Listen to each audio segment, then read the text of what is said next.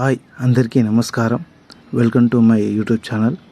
నేను మీ నరేంద్రనాథ్, అడ్వకేట్, ఖానాపూర్. ఈరోజు ఒక ఇంపార్టెంట్ టాపిక్తోనే మేము ముందుకు వచ్చాను. ఏమిటి ఆ టాపిక్ అంటే, ఇస్రో పుష్పక్ అనే ఒక ప్రాజెక్ట్ని విజయవంతంగా ప్రయోగించింది. మార్చ్ 22, 2024 ఇస్రో శాస్త్రవేత్తలు మరో ఘనతను సాధించారు. అందుకు ఇస్రో సైంటిస్టులకు నా శుభాకాంక్షలు తెలియజేస్తున్నాను. ఇస్రో పుష్పక్ అంటే దాని గురించి వివరాలు ఏందో తెలుసుకుందాం.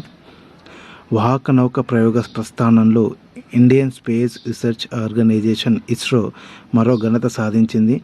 పుష్పక్ పేరుతో పూర్తి దేశీయంగా రూపొందించిన పునర్వినియోగ వాహక నౌకను శుక్రవారం విజయవంతంగా ప్రయోగించింది.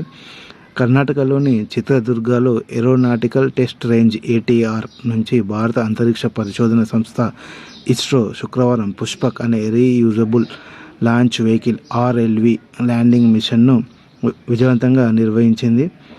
చలాకేరే రన్వే నుంచి రాకెట్ను ప్రయోగించారు. రామాయణంలోని పుష్పక విమానం స్ఫూర్తిగా ఈ పునర్వినియోగ వాహక నౌకకు పుష్పక్ అని పేరు పెట్టారు.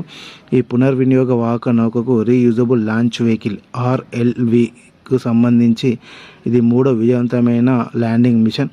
గతంలో 2016లో మరియు 2023 ఏప్రిల్ నెలలో ఈ అంతరిక్ష ప్రయోగాలు విజయవంతంగా నిర్వహించారు. 4.5 కిలోమీటర్ల ఎత్తు నుంచి ప్రయోగం చేశారు. భారత వైమానిక దళ చినూక్ హెలికాప్టర్ ద్వారా 4.5 కిలోమీటర్స్ ఎత్తుకు ఈ ప్రయోగ వాహనాన్ని తీసుకెళ్లి ముందుగా నిర్ణయించిన పిల్ బాక్స్ పారామీటర్లను చేరుకున్న తర్వాత కిందకు విడిచిపెట్టారు.